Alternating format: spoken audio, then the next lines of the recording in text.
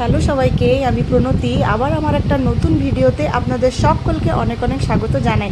তো কয়েকদিন আগে আমরা গিয়েছিলাম রানীগঞ্জে যে বাবা খাটুশ্যাম মন্দির হয়েছিল সেটা দেখার জন্য।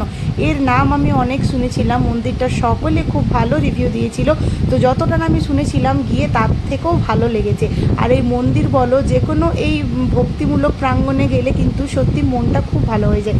এই যে তোমরা চারপাশটা দেখো কতটা সুন্দর লাগছিল দেখতে, পুরো মার্বেল পাথরে দিয়ে তৈরি ছিল। আর মন্দিরটা সবথেকে ভালো জিনিস ছিল, এটা অনেকটা জায়গা খোলামেলা জায়গা, যেখানে অনেক লোকজন দাঁড়াতে পারবে, বসতে পারবে। মানে বিকেলের টাইম হোক বা সকালের টাইম হোক, যতই ভিড় হোক না কেন ভিড় মনে হবে না, ভীষণ সুন্দর। আর আরেকটা খুব ভালো জিনিস এখানে আমার লাগলো, সেটা আমি পরে বলছি। এখন মন্দিরটা তোমরা দেখো কতটা সাজানো হয়েছে। তো এই মন্দিরটা রানীগঞ্জে হয়েছে, রানীগঞ্জের মতন জায়গায় এরকম মন্দির আগে ছিল না, এটাই প্রথম হয়েছে, ভীষণই সুন্দর। তো রানীগঞ্জবাসী তো তোমরা দেখেইছো মন্দিরটা, তো যারা মন্দিরটা দেখোনি আমার ভিডিওর মাধ্যমে তোমরা দেখতে পারো। আর যেটা বলছিলাম না, একটা ভালো জিনিস খুবই ভালো লেগেছে, এই যে দরজাগুলো, আমি জানি না এই দরজাগুলো কী দিয়ে তৈরি, কিন্তু আমার পার্সোনালি মনে হয়েছিল এগুলো কিন্তু রূপোর দরজা, ঠিক রূপোর মতনই চকচক করেছিল, বেশ ভালো লাগছিল। আর এই যে মন্দিরের ভেতরটা দেখছো কতটা বড়, বাইরে ঠিক যতটা বড় ছিল ভেতরটাও ঠিক ততটাই বড়। আর চারিদিকে শতরঞ্জি পাতা ছিল, এখানে বয়স্করা বা যারা বাচ্চা নিয়ে এসেছে তারা বসে কিন্তু এই সময়টা এখানেই পার করতে পারে।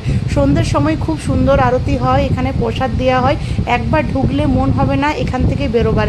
তো খুবই ভালো লাগলো আমার দেখে। তোমরা যারা যারা দেখোনি আমি বলবো যে সত্যি মন্দিরটা গিয়ে ভিজিট করে আসো, খুবই ভালো লাগবে। আর এই যে বাবা খাটুশ্যামের মূর্তি সত্যি ভীষণই সুন্দর, চোখ জুড়েই যাচ্ছিল।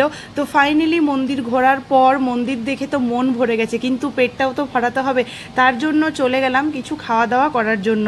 তো চলো কোথায় যাই, দেখলাম যে এখানে ঠেকটা নতুন করে খুলেছে, মানে আগে আমরা যেখানে রানীগঞ্জের ঠেকটা খেতাম শিশুবাগানে, ওটার জায়গায় এখানে খুলেছে, বেশ বড়, অনেকটাই স্পেস ছিল ভেতরে। তো তাই ভাবলাম আজকে এখানেই খাওয়া দাওয়া করা যাক। আর এই যে আমরা অর্ডার করে দিয়েছিলাম, এখানে ভেজ বিরিয়ানি ছিল, ভেজ পোলাও ছিল, মাশরুম কড়াই ছিল, পনির বাটার মশলা ছিল, অনেক কিছু আইটেম। আর বোন ভাই যেহেতু ননভেজ খায় তো ওরা নিয়েছিল চিকেনের আইটেম, আর তার সাথে ছিল কুলচা নাম। তো খাওয়া দাওয়াও জমিয়ে হলো। তো আর খাবারের কোয়ালিটি ভালো থাকলেও খাবারগুলো কিন্তু মোটেও টেস্টি ছিল না। বিরিয়ানি বলো বা ভেজ পোলাও বলো, শুধু মনে হচ্ছিল সবজি দিয়ে ফ্রাই করে দিয়েছে, কোনো স্পাইসেস ছিল না, তার জন্য আমার অ্যাভারেজ লেগেছে, খুব একটা ভালো লাগেনি। কিন্তু কি আর করা যাবে, খিদের সময় এটাই কিন্তু শান্তি মনে খেয়েছিলাম। তবে আমি আবারও বলবো মন্দির কিন্তু অবশ্যই ভিজিট করতে ভুলো না, খুবই ভালো লাগবে মন্দিরটা দেখে। তো আমার ভিডিও কেমন লাগলো আমাকে অবশ্যই জানাতে ভুলো না।